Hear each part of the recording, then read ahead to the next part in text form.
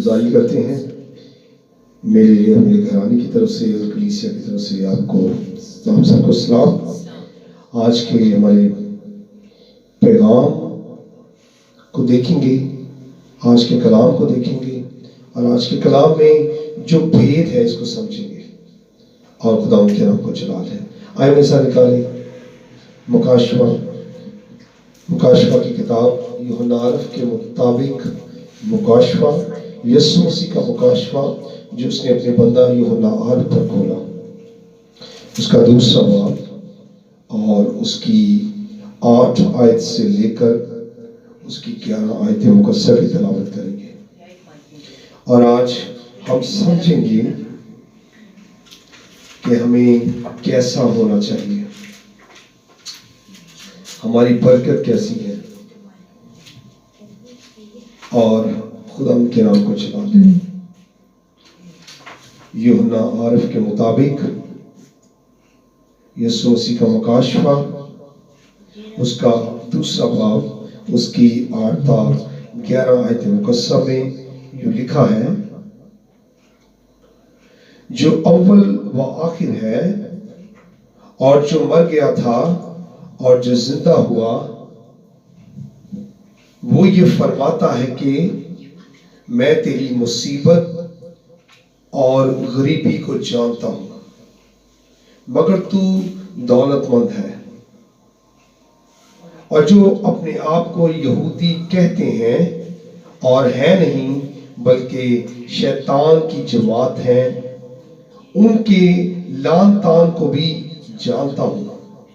جو دکھ تجھے سہنے ہوں گے ان سے خوف نہ کر، دیکھو ابلیس تم میں سے بعض کو قید میں ڈالنے کو ہے تاکہ تمہاری آزمائش ہو، اور 10 دن تک مصیبت اٹھاؤ گے، جان دینے تک بھی وفادار رہ تو میں تجھے زندگی کا تاج دوں گا۔ جس کے کان ہوں وہ سنیں کہ روح کلیسیاؤں سے کیا فرماتا ہے۔ خدا کے پاک کلام کے پڑھے اور سنے جانے پر خدا کی برکت ہو، خدا کا شکر ہو۔ میرے عزیزو، آج ہم نے یہاں پر دیکھا ہے، لکھا ہے وہ جو اول و آخر ہے اور جو مر گیا تھا اور جو زندہ ہوا، وہ یہ فرماتا ہے کہ میں تیری مصیبت اور تیری غریبی کو جانتا ہوں۔ دنیا کی بہت ساری اقوام جب اپنے دعوے پر کھڑی ہیں، وہ یہ ماننے کو تیار نہیں ہے کہ ایک نبی اتنی اذیت جو دنیا میں اس نے آپ کی اور میرے لیے اٹھائی ہے، وہ کیوں کر اٹھا سکتا ہے؟ کیونکہ دنیا میں کسی بھی نبی نے اتنا دکھ نہیں سہا، اتنی مصیبت اپنے بدن پر نہیں لی، اپنی روح کو اتنا اس نے عذاب میں مبتلا نہیں خود سے رکھا، خود پر، اپنے بدن پر، اپنی روح پر، اپنی جان پر، میرے عزیزو، اتنا اس نے دکھ نہیں آنے دیا جتنا آپ کے اور میرے مسیح پر آیا۔ کیونکہ ہمارے گناہ بڑے تھے، ہمارے کام جو تھے وہ تاریکی کے کام تھے، ہمارے جو کام تھے وہ ہمیں موت کی طرف اور ہلاکت کی طرف لے کر جانے والے تھے، اور آپ کے اور میرے مسیحا نے اپنے بدن پر اس سارے دکھ کو، اس ساری مشقت کو، اس ساری غم کو لے کر ہمیں آزاد کر دیا ہے، ہمیں بحال کر دیا ہے۔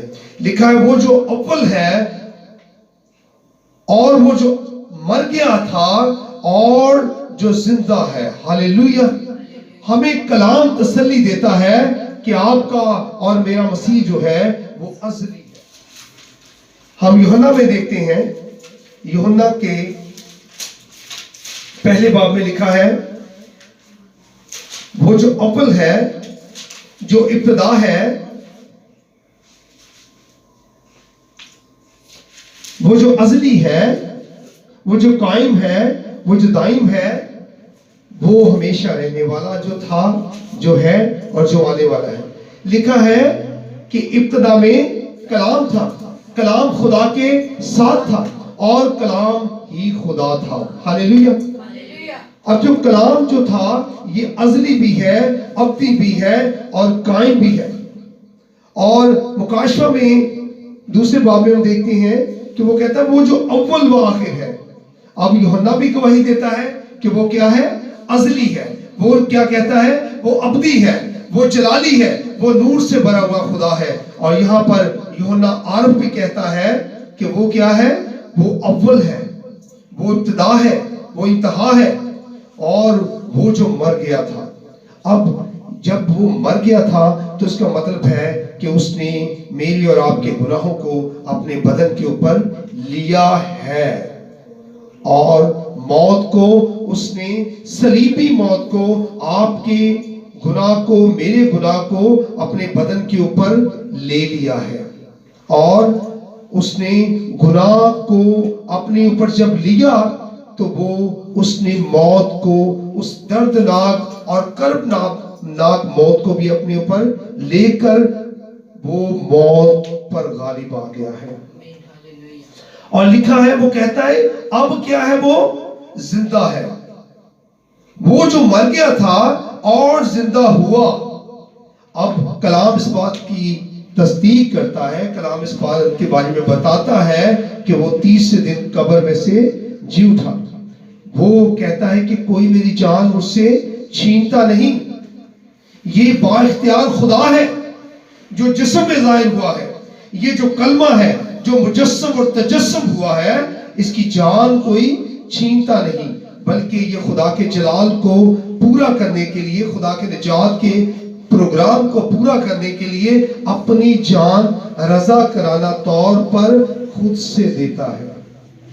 یہ بڑی حکمت کی بات ہے، یہ بڑے بھید کی بات ہے کہ خدا جو کلمے کی صورت میں دنیا میں ظاہر ہوا، اپنی جان خود دیتا ہے، کیونکہ جو خالق ہے وہ اپنی جان کو خود دے بھی سکتا ہے اور خود لے بھی سکتا ہے۔ ہاللیلویا۔ اور یسوع نے کہا کوئی میری جان مجھ سے چھینتا نہیں، مجھے اس کے دینے اور لینے دونوں پر اختیار ہے۔ اور ہم دیکھتے ہیں لکھا ہے وہ جو مر گیا تھا اور زندہ ہوا۔ جب زندہ ہوا تو کلام ہمیں بتاتا ہے ہمارے پاس جو ہم ایمان لائے، جو اس کے لہو سے دھل گئے، جو اس کی برکت میں شامل ہو گئے، جو اس کے عہد میں شامل ہو گئے، جو اس کے وعدہ میں شامل ہو گئے، جو اس کی برکات میں شامل ہو گئے، جو اس کی زندگی میں شامل ہو گئے، ہمارے پاس گواہی ہے، ہمارے پاس خوشخبری ہے، ہمارے پاس انجیل ہے کہ وہ مردوں میں سے جلایا گیا ہے۔ اور وہ فرماتا ہے میں تیری مصیبت کو اور غریبی کو جانتا ہوں۔ خدا ہمیں مصیبت میں سے لیتا ہے، غریبی میں سے لیتا ہے، لیکن میرے عزیزو آج کے کلام کے حصہ میں دیکھتے ہیں کہ وہ مصیبت میں سے لیتا ہے مگر مصیبت میں پڑا رہا نہیں دیتا۔ وہ غریبی میں سے آپ کو اور مجھے لیتا ہے مگر غریبی میں رہنے نہیں دیتا، کیونکہ کلام آگے 9ویں ورس کے اگلے حصے کو دیکھیں، مگر تو دولت مند ہے۔ ہاللیلویا۔ اب خدا خود کہہ رہا ہے کہ تو کیا ہے؟ تو دولت مند ہے۔ یہ سمرنیہ کی کلیسیا کے نام پیغام ہے، اور اس میں 9ویں دوسرے باب کی 9ویں آیت میں کہتا ہے میں تیری مصیبت اور تیری غریبی کو جانتا ہوں مگر تو دولت مند ہے۔ اب یہ ہے کیا؟ یہ مصیبت میں بھی پڑا ہوا نظر آتا ہے، یہ کلیسیا مصیبت میں بھی پڑی ہوئی نظر آتی ہے اور غریبی میں بھی، یعنی ایک پست حال کلیسیا ہے، مگر جو خدا سے دل لگاتا ہے میرے عزیزو وہ پست حال نہیں رہتا۔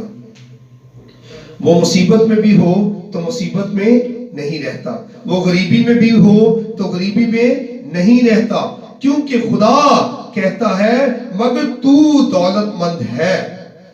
وہ جو اپنے آپ کو یہودی کہتے ہیں اور ہے نہیں، یہاں پر بہت سخت الفاظ اور القاب سے ان لوگوں کو پکارا گیا ہے جو اپنے آپ پر فخر کرتے ہیں، مگر میرے عزیزو کلام ہمیں سکھاتا ہے کہ ہم نے اپنے آپ پر فخر نہیں کرنا بلکہ اپنے خدا پر فخر کرنا ہے جس نے ہمیں مصیبت سے بلایا ہے، جس نے ہمیں مصیبت میں سے لیا ہے، جس نے ہمیں تنگی سے، غربت سے، غریبی سے لیا ہے، اور وہ ہمیں اور آپ کو اور مجھے دولت مند بنانا چاہتا ہے۔ وہ کہتا ہے مگر تو دولت مند ہے۔ اور یہودیوں کے بارے میں اس کے خدا کے یہ خاص لوگ تھے، خدا کی خاص امت تھی جو امتوں میں سے لی گئی۔ ہم نے پچھلے میسج میں بھی ہم نے دیکھا کہ خدا کے یہ جو لوگ ہیں بنی اسرائیل ہے، یہ دنیا کی اقوام میں سے لی گئی ہے، اور ان کو خدا نے انبیاء عطا کیے۔ آپ جانتے ہیں خدا نے ان کو انبیاء عطا کیے، خدا نے ان کو برگزیدہ عطا کیے، خدا نے سورما عطا کیے، خدا نے ان کو بادشاہ عطا کیے، اور تب بھی ان کی روشوں میں لرزش نظر آتی ہے۔ کیوں؟ ان کو شریعت دی گئی، ان کو نبی دیے گئے، ان کو بہت سا الہام دیا گیا، ان کو خدا کے ساتھ رہ کر بہت سے شخصی تجربات ہوئے۔ ان کے جب ہم دیکھتے ہیں کلام میں کہ جب یہ امتوں میں سے گزر رہے تھے، صحراؤں میں، بیابانوں میں، پانیوں میں، یہ جب گزر رہے تھے امتوں میں سے ایک بڑا طویل انہوں نے سفر کیا، ہم دیکھتے ہیں کہ یہ قوم نے آسمان سے من سلوا کھایا، ان کے لیے آسمان سے روٹیاں آتی تھی، اور جب یہ سوکھی چٹانوں کے پاس جاتے تو خدا ان کو پانی پلاتا، اور جب یہ سمندروں کے پاس جاتے تو سمندر بھی دو حصے ہو جاتے۔ ان پر خدا کا بہت بڑا فضل رہا ہے، مگر پھر بھی اتنے بڑے فضل کے باوجود بھی یہ دنیا میں لرزش شدہ قوم نظر آتی ہوں کہ بار بار یہ بت پرستی میں بار بار یہ گرتے اور غیر اقوام کے معبودوں کی یہ پرستش کرتے ہوئے ہمیں نظر آتے ہیں۔ پھر خدا نے کہا کہ اب میں کیا کرتا ہوں، میں دنیا کی اقوام میں سے ایک امت بناتا ہوں۔ پالوس رسول یوں کہتے ہیں کہ ہم پہلے کوئی امت، چونکہ پالوس رسول جو ہیں یہ غیر اقوام کا اسے رسول کہا جاتا ہے، کیونکہ پالوس رسول کی جو منادی ہے، پالوس رسول کی جو خدمت ہے، وہ میرے عزیزو غیر اقوام میں بہت زیادہ ہے، اسی لیے اس کو اس لقب سے پکارا گیا کہ یہ کیا ہے، غیر اقوام کا رسول۔ مگر ہم دیکھتے ہیں پالوس رسول کہتے ہیں کہ ہمیں ایک برگزیدہ نسل، شاہی کہانوں کا فرقہ اور ایک مقدس قوم ہونے کے لیے خدا نے بلایا ہے، اور ہم جو بلائے گئے ہیں، ہم جو خدا کی نجات کے پروگرام میں شامل ہوئے ہیں، جیسے کہ یہاں ہم دیکھ رہے ہیں کہ جو انہوں نے خدا یسوع مسیح کو اپنا شخصی نجات دہندہ قبول کر لیا ہے، اور انہوں نے یہودیوں کی طعنہ زنی کا سامنا کیا ہے، اور جو اپنے آپ کو یہودی کہتے ہیں اور ہے نہیں بلکہ شیطان کی جماعت ہے، ان کے لعن طعن کو بھی جانتا ہوں۔ اب جب یسوع مسیح میں لوگ آ جاتے ہیں تو ان کے رشتہ دار، ان کے پڑوسی، ان کے عزیز و اقارب بھی ان کو برا سمجھنا شروع کر دیتے ہیں، کہتے ہیں کہ یہ کیا ہوا، یہ باغی ہو گیا، اس نے الگ کوئی جماعت اختیار کر لی ہے، الگ کوئی فیت بنا لیا ہے، الگ یہ ہم سے جدا ہو گیا ہے، اور جدا ہونے کے ریئیکشن میں، جدا ہونے کے بدلہ میں وہ اس کی لعن طعن کا سبب بنتا ہے۔ اور ہم یہاں دیکھتے ہیں کہ سمرنا کی کلیسیا کو بھی اور اس کے کلیسیا کے لوگوں کو بھی اپنے ہی یہودی بھائیوں کی لعن طعن کا سامنا کرنا پڑا ہے، ٹھیک ہے۔ اور ہم دیکھتے ہیں جو دکھ تجھے سہنے ہوں گے ان سے خوف نہ کر۔ اب خدا یہاں پر ان کو کیا دے رہا ہے، تسلی دے رہا ہے، کہتا ہے کہ جو تو نے اپنے بھائیوں کی طرف سے دکھ پانا ہے، جو دکھ سہنا ہے، کیونکہ تو مجھ میں داخل ہو چکا ہے، تو مجھے قبول کر چکا ہے، اور اب ضرور ہے کہ جس طرح ابن آدم نے دکھ سہا ہے، ضرور ہے کہ تو بھی جو ابن آدم کے جلال کے لیے بلایا گیا ہے، تو بھی دکھ سہے، اور جو دکھ تجھے سہنے ہوں گے ان سے خوف نہ کر۔ دیکھو ابلیس تم میں سے بعض کو قید میں ڈالنے کو ہے تاکہ تمہاری آزمائش ہو اور 10 دن تک مصیبت اٹھاؤ گے۔ اب یہ جو 10 کا عدد ہے یہ مصیبت کو ظاہر کرتا ہے، یہ آزمائش کو ظاہر کرتا ہے۔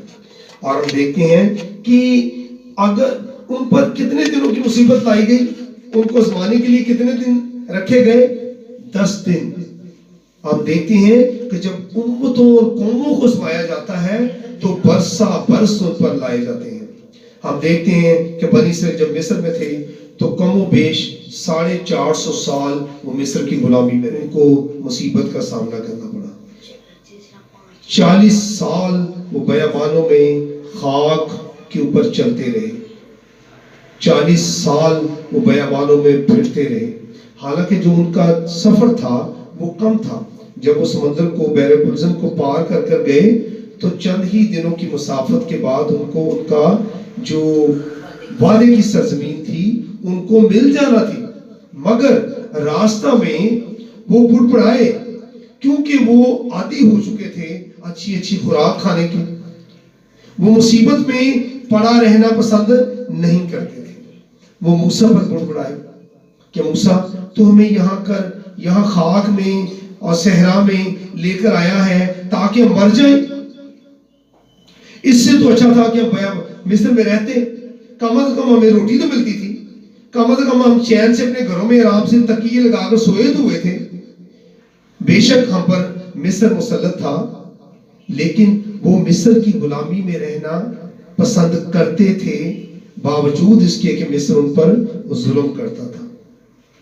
وہ آزادی کی قدر و قیمت کو سمجھنے سے قاصر رہے کیونکہ وہ غلامی میں رہے اور غلامی ان پر مسلط رہی۔ غلامی نے ان کو ظاہری اور باطنی طور پر گھیرے رکھا، ان کی نفسیات پر غلامی جو تھی وہ طاری رہی، اور موسیٰ ان کو غلام نہیں رکھنا اور چاہتا تھا اور نہ ان کو غلام دیکھنا چاہتا تھا۔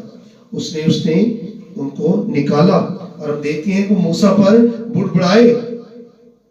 ہم دیکھتے ہیں کہ ہارون کی بہن مریم بھی اس پر بڑبڑائی، یعنی کہ اس کی اپنی بہن بھی اس پر بڑبڑائی اور کوڑ میں مبتلا ہو گئی۔ خدا چونکہ موسیٰ کے ساتھ تھا اور موسیٰ ایز اے لیڈر بنی اسرائیل کی کمان کرتا ہوا صحرا میں سے اپنی قوم کو نکال کر لے گیا، اور ہم دیکھتے ہیں کہ وہ چند دنوں کا سفر 40 سال پر محیط ہو گیا، اور خدا نے ان کو 40 سال کیوں اس صحرا میں رکھا تاکہ جو بڑبڑائے ہیں، جنہوں نے آزادی کوئی قیمت نہیں جانی ہے، آزادی کو ناچیز سمجھا ہے، یسوع مسیح نے کہا کہ میں اس لیے آیا ہوں اپنے آدم کو آزاد کروں، قیدیوں کو رہا کروں، اندھوں کی آنکھوں کو کھولوں، لنگڑوں کو چلاؤں۔ اب قیدی کو رہا کیا جاتا ہے تو اس کا مطلب ہے کہ جو قید میں ہے وہ آزادی کی قیمت جانتا ہے۔ قیدی جو ہے وہ آزادی کی قیمت کو جانتا ہے، اور خود موسیٰ جو تھا وہ اپنی قوم کی قید کی حالت کو جانتا تھا، وہ جانتا تھا کہ قید کیا چیز ہوتی ہے، وہ اس کو نکال کر وعدہ کی سرزمین پر پہنچانا چاہتا تھا، مگر جو بڑبڑائے ان کو خدا نے ان کو ہلاک کر دیا، اور اس میں سے جو نسل پیدا ہوئی وہ اپنی عمر کے درجہ پر پہنچی، اور خدا نے ان کو وعدہ کی سرزمین پر پھر یشوع کی قیادت میں لے کر وعدہ کی سرزمین پر گیا۔ وہ اس کی مشقتوں کو، یہاں لکھا ہے میں تیری مصیبت کو اور تیری غریبی کو جانتا ہوں، مگر تو دولت مند ہے۔ کیوں؟ کہ میں چاہتا ہوں، خدا کہتا ہے میں چاہتا ہوں کہ تو دولت مند ہو جا۔ اور ہم دیکھتے ہیں آگے، جان دینے تک وفادار رہے۔ 10ویں آیت کا دوسرا حصہ، جان دینے تک بھی وفادار رہے تو میں تجھے زندگی کا تاج دوں گا۔ اب خدا ایک تو ہمیں امیر بنانا چاہتا ہے، دولت مند بنانا چاہتا ہے، اور دولت میں جو چیزیں شمار ہوتی ہیں وہ عزت بھی ہے، شہرت بھی ہے، صحت بھی ہے، سرفرازی بھی ہے، اقبال مندی بھی ہے، اور ہر طرح کی وہ نعمت جو انسان کے لیے پیدا کی گئی ہے وہ دولت کے زمرے میں میرے عزیزوں آتی ہے. اور یہاں پر ہم دیکھتے ہیں اس کی جو 10ویں آیت کے دوسرے حصہ میں کہ خدا ہمیں زندگی کا تاج دینا چاہتا ہے. آپ جانتے ہیں تاج کس کو ملتا ہے؟ تاج پہنتے ہیں بادشاہ. ہم جو دنیا میں سے بلائے گئے ایک برگزیدہ نسل، شاہی کہانوں کا فرقہ اور ایک مقدس قوم ہونے کے لیے بلائے گئے ہیں. اور خدا ہمیں اس اپنی جو برگزیدہ نسل ہے اس کو مزدور نہیں رکھنا چاہتا. میرے عزیزوں یہ بھید کی بات ہے. مزدور رکھنا نہیں چاہتا، بلکہ کیا چاہتا ہے؟ ہم سب کیا ہو؟ شہزادے اور شہزادوں کی مانند ہو. ہمارے سروں پر زندگی کا تاج رکھا ہو تاکہ لوگ تاج کو دیکھ کر ہماری عزت کریں اور تاج کو دیکھ کر ہماری سرفرازی پر فخر کریں. تاج کو دیکھ کر ہمارے جو فیصلے ہم کریں ان میں وہ راضی ہو. اور تاج جو ہے یہ بادشاہی کی علامت ہے. یہ شہزادوں کو زیب دیتا ہے. یہ کسی عام بندے کو تاج نہیں پہنایا جاتا بلکہ یہ شہزادوں کو زیب ہے. تو ہم جو خدا کے پروگرام میں شامل ہیں ہم جو ہے شہزادے اور شہزادوں کی مانند ہیں. اب ضرور ہے کہ ہم وہ کام کریں جو خداوند یسوع مسیح کو جلال دینے کے لیے ہے. اگر ہم اپنے خدا کو جلال دیں گے تو یہ جو وعدے لکھے ہیں کہ میں تجھے کیا بناؤں گا؟ دولت مند بناؤں گا، میں تجھے عزت والا بناؤں گا، میں تجھے شہرت والا بناؤں گا. تو اپنے شہر کے پھاٹکوں پر مقبول ہوگا. تو گھر سے نکلے گا تو بھی مبارک ہوگا اور جب گھر میں داخل ہوگا تو بھی مبارک ہوگا. میرے عزیزو خدا ہمیں مبارک دیکھنا چاہتا ہے اور جو مبارک ہوتے ہیں وہی لائق طور پر خدا ان کی پرستش بھی کر سکتے ہیں، خدا ان کے نام کو جلال بھی دے سکتے ہیں کیونکہ ان کے پاس زندگی ہے اور ان کے پاس اطمینان ہے. یسوع نے کہا کہ میں اپنا اطمینان تمہیں دیے دیتا ہوں. میرے عزیزو خدا ہمیں زندگی بھی دینا چاہتا ہے، ہمیں اطمینان بھی دینا چاہتا ہے، ہمیں تسلی بھی دینا چاہتا ہے اور ہمیں قائم بھی رکھنا چاہتا ہے. اور جو قائم رہے گا، جو وفادار رہے گا، یہاں پر 11ویں آیت میں لکھا ہے جس کے کان ہو وہ سن لے، روح کلیسیاؤں سے کیا فرماتا ہے. جو غالب آئے گا اس کو دوسری موت سے کچھ نقصان نہ ہوگا. یہ بھید کی بات ہے جو 11ویں آیت میں اس کے دوسرا حصہ میں بیان کی گئی ہے. جو غالب آئے گا، اگر میں مصیبت پر غالب آؤں گا، اگر میں تنگی پر غالب آؤں گا، اگر میں اپنی بدنی روشوں پر غالب آؤں گا اور دنیا کی تمام لذتوں پر غالب آؤں گا، اور اگر میں غالب آؤں گا تو پاک روح فرماتا ہے کہ اس پر دوسری موت کا کچھ اختیار نہیں. یہ جو پہلی موت ہے یہ تو بدنی موت ہے. دوسری موت جو ہے وہ روحانی موت ہے. اور اگر ہم یسوع مسیح کے جلال کے لائق کام کرتے ہوئے، پاک کلام فرماتا ہے کہ اگر تم یسوع مسیح کے جلال کے لائق کام کرو گے تو پھر دوسری موت کا تم پر کچھ اختیار نہیں. اس کا مطلب ہے کہ دوسری موت جب لوگوں پر آئے گی لیکن آپ کے پاس خدا کا روح ہوگا، آپ زندگی میں ہوں گے، آپ شادمانی میں ہوں گے، آپ اطمینان میں ہوں گے.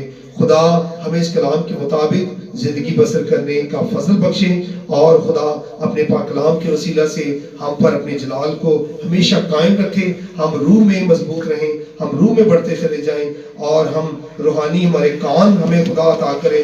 ہمیں سوچوں میں، خیالوں میں، ارادوں میں، منصوبوں میں اس کا جلال اور اس کا منصوبہ شامل ہو جائے.